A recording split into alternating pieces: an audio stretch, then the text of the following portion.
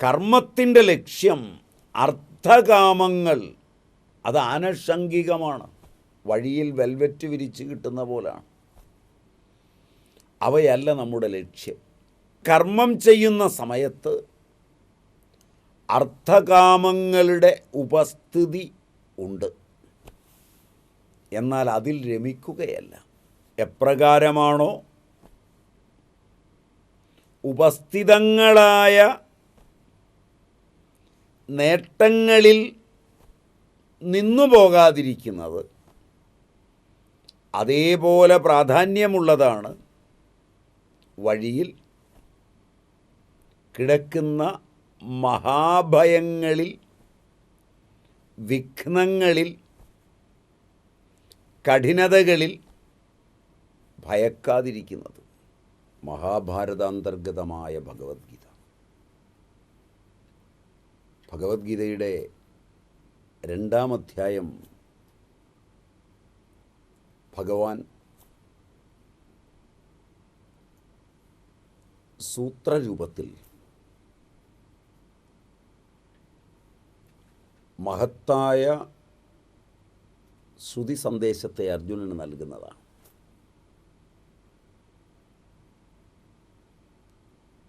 വീണ്ടും ഭഗവാന്റെ തന്നെ ഭാഷ്യമാണ്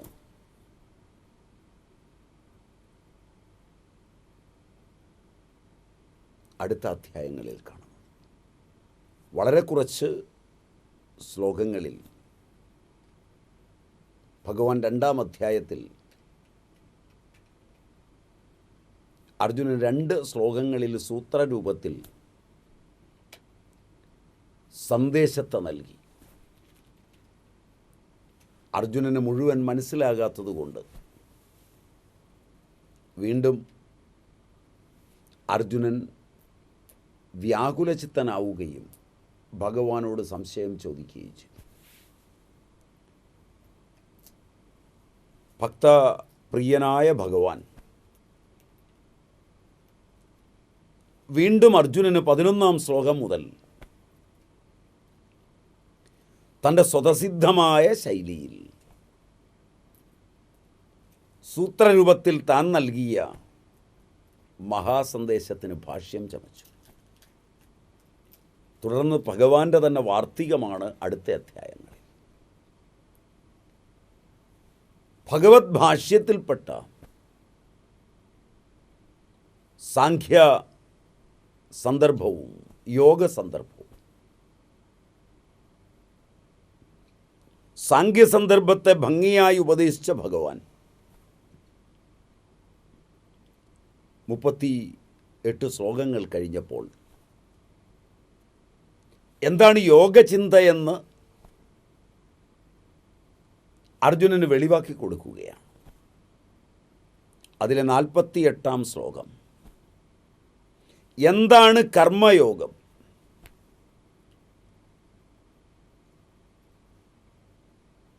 എന്താണ് അതിൻ്റെ നില, യോഗസ്ഥ കുരു കർമാണി സംഗം തെക്ത്വാ ധനഞ്ജയ. സംഘം എന്തിനാണ് ത്യജിക്കുന്നത്? വിശുദ്ധാന്തകരണത്തിനായിട്ട്.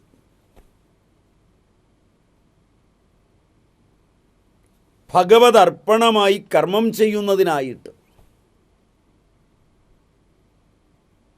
വിശുദ്ധാന്തകരണനായി കർമ്മം ചെയ്യേണ്ടതിൻ്റെ ആവശ്യകതയെ ചൂണ്ടിക്കാണിച്ചുകൊണ്ട് ഭഗവാൻ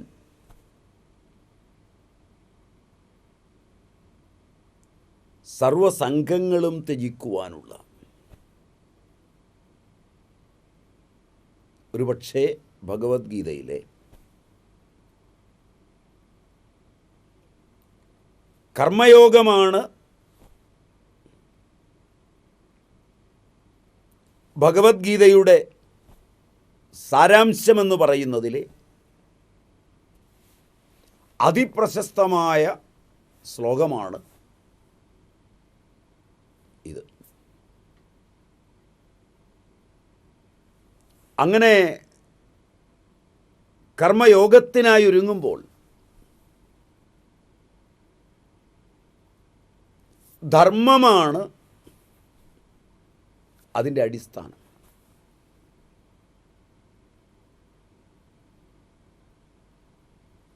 കാമവും അർത്ഥവുമല്ല എന്ന് നാം കണ്ടു. അർത്ഥകാമങ്ങൾ അതിൻ്റെ ആനുഷംഗിക ഫലമാണ്. ജഗത് പ്രതിഷ്ഠയാണ്, ജഗത്തിൻ്റെ സ്ഥിതിയാണ്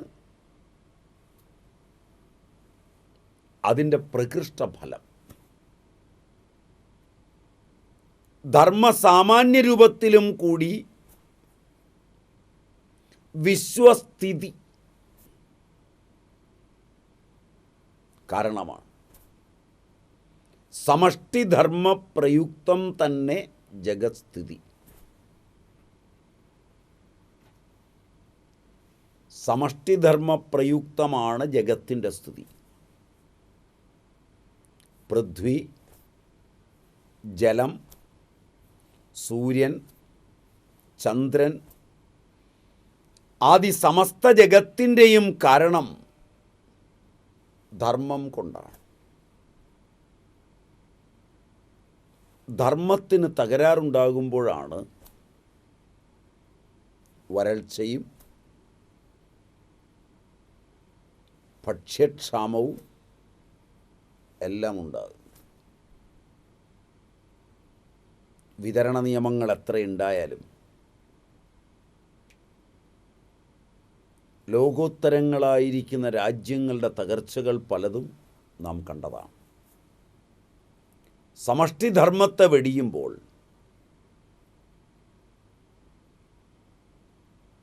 ഇവയുടെയൊക്കെ തകർച്ച സംഭവിക്കുക തന്നെ ചെയ്യും. സമഷ്ടിധർമ്മമാണ് ജഗത്തിൻ്റെ നിലനിൽപ്പിന് കാരണം. പൃഥ്വി ഫലഭൂയിഷ്ഠയാകുന്നതും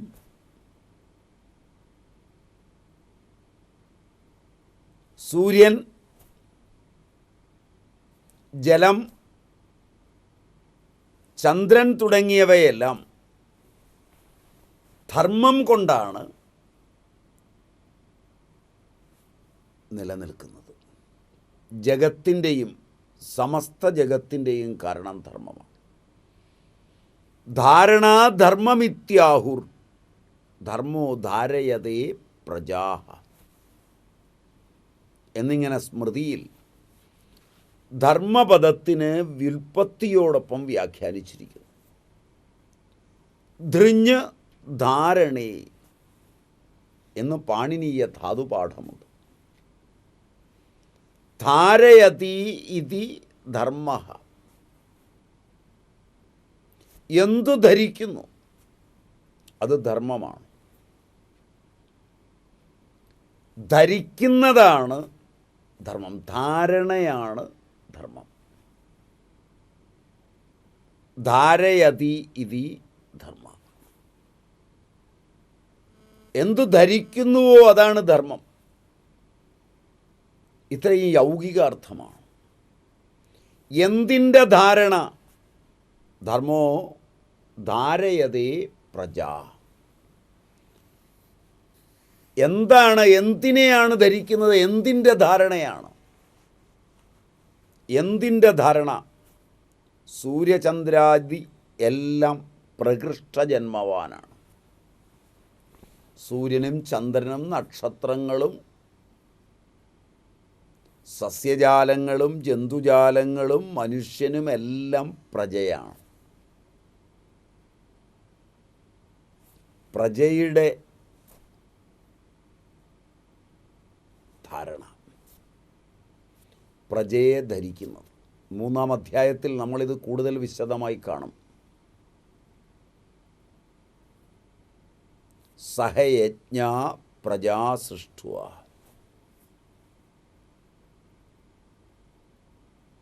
യജ്ഞത്തോടുകൂടിയാണ് പ്രജയെ സൃഷ്ടിച്ചിരിക്കുന്നത്. പ്രകൃഷ്ടജന്മവാൻ.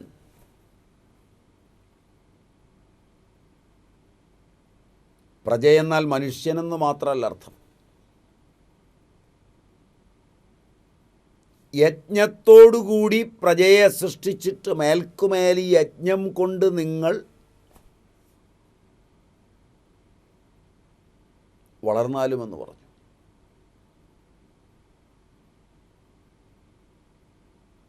ആ യജ്ഞസങ്കല്പമാണ് സംഘമില്ലാത്ത കർമ്മം. ആ യജ്ഞസങ്കല്പമാണ്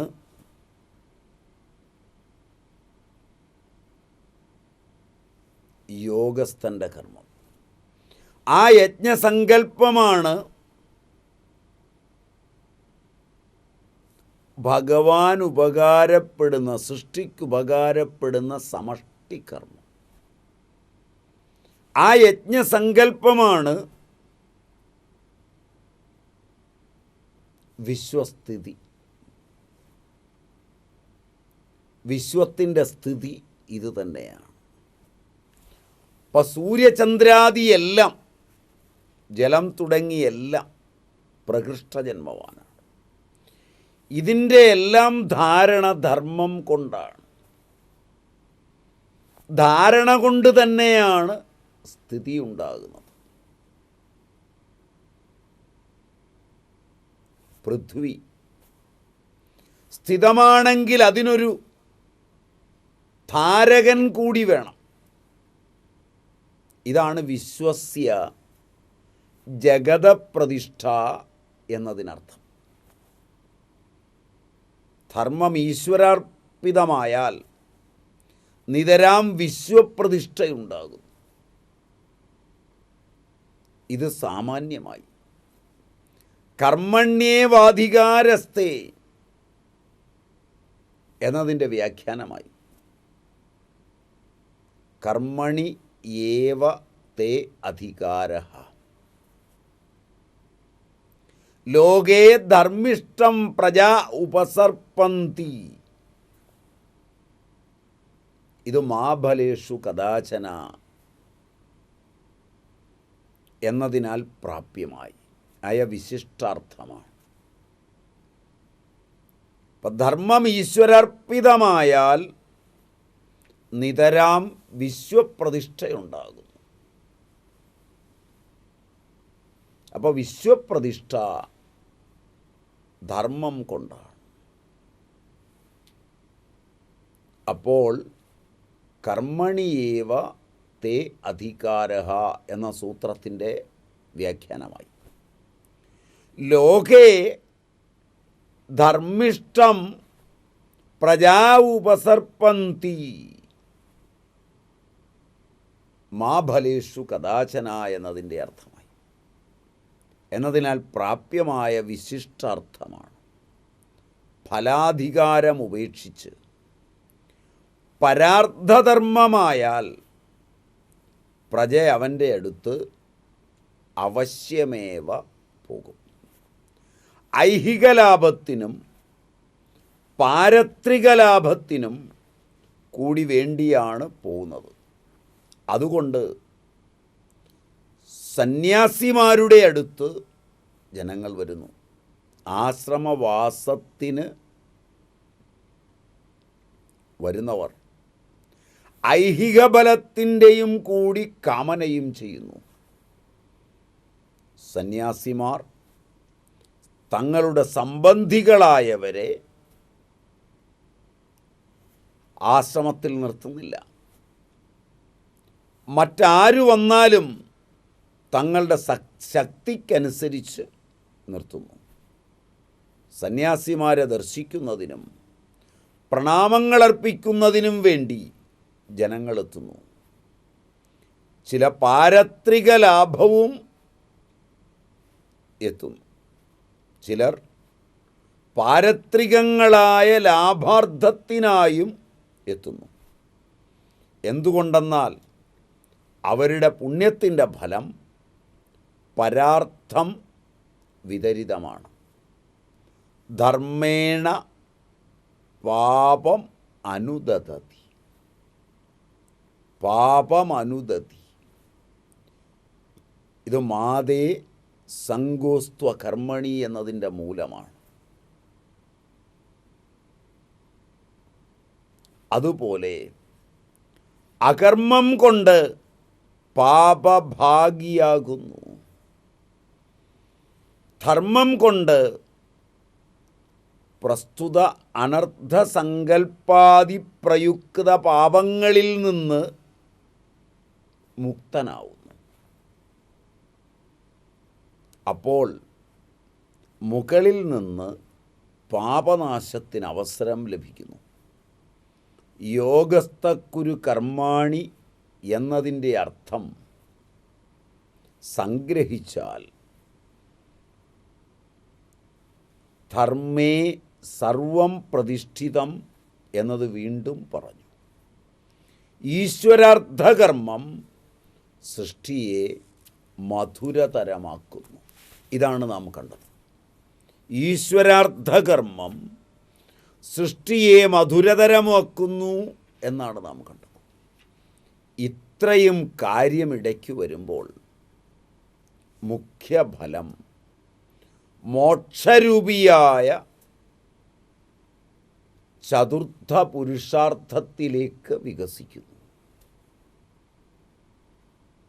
അപ്പോൾ കർമ്മണിയേവ തേ അധികാര മാ ഫലേഷു കദാചന മാ കർമ്മ ഫലഹേതുർഭൂ എന്ന് നാം നേരത്തെ പറഞ്ഞത് ഇവിടെ ചേർത്ത് മനസ്സിലാക്കാം. ധർമ്മത്തിൻ്റെ ഇപ്രകാരമുള്ള മുഖ്യഫലം വിശ്വപ്രതിഷ്ഠ ഏവം പ്രജോപകാരത്തോടൊപ്പം മോക്ഷമാർഗത്തിൽ അഗ്രേസരനാവാനാണ്. മോക്ഷത്തിൻ്റെ വഴിയിൽ അഗ്രേസരനായിത്തീരുവാനാണ്. ഏത് ഗ്രാമത്തിൽ പോയാലും വഴി അനേകമുണ്ട്. ചിലത് കല്ലും മുള്ളും എല്ലാം നിറഞ്ഞ വന്യമാർഗമാണ്. ചിലത് മൃദുലങ്ങളായ പുല്ലു നിറഞ്ഞ വഴിയാണ്. ചിലതാവട്ടെ വെൽവെറ്റിന് സമാനമായവ നിറച്ച ഗദ്ദി പോലാണ്. ചിലത് തീഷ്ണമായ ഉഷ്ണത്തോടുകൂടിയതും ചിലത് തണൽമരങ്ങളുടെ ശീതളഛായയുള്ളതും മന്ദമാരുതൻ്റെ കുളിർസ്പർശത്തോടുകൂടിയതുമാണ്.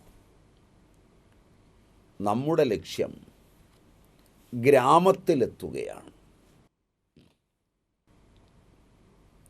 ഏത് വിധത്തിലായാലും കുറച്ച് സുഖസാമഗ്രികൾ വഴിയിൽ ലഭിച്ചാൽ, പ്രാപ്തമായാൽ അവയിൽ രമിക്കലല്ല. തണലും തണുപ്പും കണ്ട് അവിടെ കിടന്നുറങ്ങുകയല്ല. ഗ്രാമത്തിലെത്തുകയാണ് ലക്ഷ്യം. എന്തിനാണ് ഈ ഉദാഹരണം പറഞ്ഞത്? കർമ്മത്തിൻ്റെ ലക്ഷ്യം അർത്ഥകാമങ്ങൾ അത് ആനുഷംഗികമാണ്. വഴിയിൽ വെൽവെറ്റ് വിരിച്ച് കിട്ടുന്ന പോലാണ്. അവയല്ല നമ്മുടെ ലക്ഷ്യം. അതുകൊണ്ട് ഇപ്രകാരം കർമ്മം ചെയ്യുന്ന സമയത്ത് അർത്ഥകാമങ്ങളുടെ ഉപസ്ഥിതി ഉണ്ട്. എന്നാൽ അതിൽ രമിക്കുകയല്ല. ശ്രേയാംസി ബഹുവിഘ്നാനി എന്നതനുസരിച്ച് അനേകം കഠിനതകളും കൂടി ഉപസ്ഥിതമായിട്ടുണ്ട്. എങ്കിൽ അതിൽ ഭയക്കേണ്ടതുമില്ല. എപ്രകാരമാണോ ഉപസ്ഥിതങ്ങളായ നേട്ടങ്ങളിൽ നിന്നു പോകാതിരിക്കുന്നത്, അതേപോലെ പ്രാധാന്യമുള്ളതാണ് വഴിയിൽ കിടക്കുന്ന മഹാഭയങ്ങളിൽ, വിഘ്നങ്ങളിൽ, കഠിനതകളിൽ ഭയക്കാതിരിക്കുന്നത്. ഈ ആശയത്തിൽ ഭഗവാൻ പറയുന്നു, സിദ്ധ്യ സിദ്ധ്യോ സമോ ഭൂത്വ. ആനുഷംഗിക സിദ്ധി അർത്ഥാത് അർത്ഥകാമസിദ്ധി തഥാ അസിദ്ധി സിദ്ധിവിരുദ്ധ ആനുഷംഗിക ക്ലേശോപസ്ഥിതി രണ്ടും ഒരുപോലെയായിരിക്കണം. പരമാർത്ഥ സിദ്ധിയുടെയും അസിദ്ധിയുടെയും കാര്യമല്ല ഇവിടെ ചർച്ച ചെയ്യുന്നത്. എന്തുകൊണ്ടെന്നാൽ പരമാർത്ഥസിദ്ധി നിശ്ചിതം തന്നെയാണ്. നേഹ അഭിക്രമനാശോസ്തി. ഇപ്രകാരം ഈ വിഷയത്തിൽ നേരത്തെ തന്നെ പറഞ്ഞിട്ടുണ്ട്. സിദ്ധ്യ സിദ്ധ്യോഹോ സമോഭൂത്വ എന്നതിന് മഹർഷി ആപസ്തംഭൻ്റെ മതമനുസരിച്ച് ഉക്തമായ വിവേചനമുണ്ട്. അത് സാമാന്യധർമ്മത്തെ എടുത്താണ്. യുദ്ധം, കൃഷി ആദി വിശേഷധർമ്മത്തിന്മേൽ വിവേചനം ചെയ്യുമ്പോൾ അർത്ഥം നേരെ തന്നെ ഇരിപ്പുണ്ട്. എന്തുകൊണ്ടെന്നാൽ യുദ്ധം ചെയ്യുന്നത് വിജയസിദ്ധിക്കാണ്. പരാജയത്തിനോ മോക്ഷത്തിനോ വേണ്ടിയല്ല ഒരു യുദ്ധവും. അവിടെ വിശേഷ ധർമ്മത്തിന്മേൽ വിവേചനം ചെയ്യുമ്പോൾ നേരെ ഒരർത്ഥമുണ്ട്. വിജയമാണ് അവിടെ ലക്ഷ്യം. പരാജയം നേടാൻ ആരും യുദ്ധം ചെയ്യാൻ പോകാറില്ല. കൃഷി ധാന്യപ്രാപ്തിക്കു വേണ്ടിയാണ്. ധാന്യപ്രാപ്തിക്കല്ലാതെ കൃഷി ചെയ്യില്ല. അതും മോക്ഷത്തിനും സുഖത്തിനുമല്ല. നാം ശ്രദ്ധിച്ചു നോക്കിയാൽ കാണാം, ആരെങ്കിലും മോക്ഷം കിട്ടാൻ വേണ്ടി ഞാൻ കൃഷി ചെയ്യുന്നു എന്ന് പറയുന്നില്ല. ഒരാളും മോക്ഷം ലഭ്യമാകുന്നതിന് വേണ്ടിയല്ല കൃഷിയെ ചെയ്യുന്നത്. യുദ്ധവും കൃഷിയും ഒന്നും ഈശ്വരന് വേണ്ടിയുമല്ല. ഞാൻ ഈശ്വരന് വേണ്ടി കൃഷി ചെയ്യുന്നു എന്ന് പറയാറില്ല. വസ്തുത എല്ലാ കർമ്മങ്ങൾക്കും നിയതമായ ഫലമുണ്ട്, നിർദ്ദിഷ്ടമായ ഫലമുണ്ട്. ഏത് കർമ്മമെടുക്കുമ്പോഴും കർമ്മത്തിന് നിയതവും നിശ്ചിതവുമായ ഫലമുണ്ട്. ആ ഫലങ്ങൾക്ക് പലപ്പോഴും സിദ്ധിയുണ്ട്, പലപ്പോഴും സിദ്ധിയില്ല. അപ്പോൾ കർമ്മത്തിന് സിദ്ധിയും അസിദ്ധിയുമുണ്ട്. എന്നാൽ ആദ്യം തന്നെ ഫലസിദ്ധി ഉണ്ടെന്നോ ഫലസിദ്ധി ഇല്ല എന്നോ ഉള്ള നിലയിൽ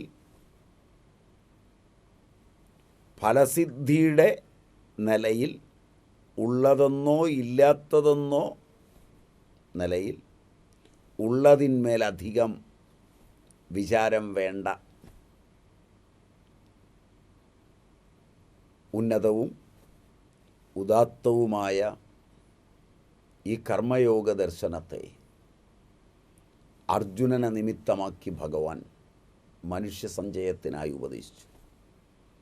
അതിനെ വ്യാസമഹാപ്രഭു ഭംഗ്യന്തരേണ ഉപന്യസിക്കുകയും ചെയ്തു. ആ കൃഷ്ണദ്വൈപായന വ്യാസൻ്റെയും പരമാചാര്യനായ ഭഗവാൻ ശ്രീകൃഷ്ണ പരമാത്മാവിൻ്റെയും പാദരേണുക്കളിൽ നമുക്ക് ഭക്തിപ്രസയപൂർവം പ്രണമിക്കാം.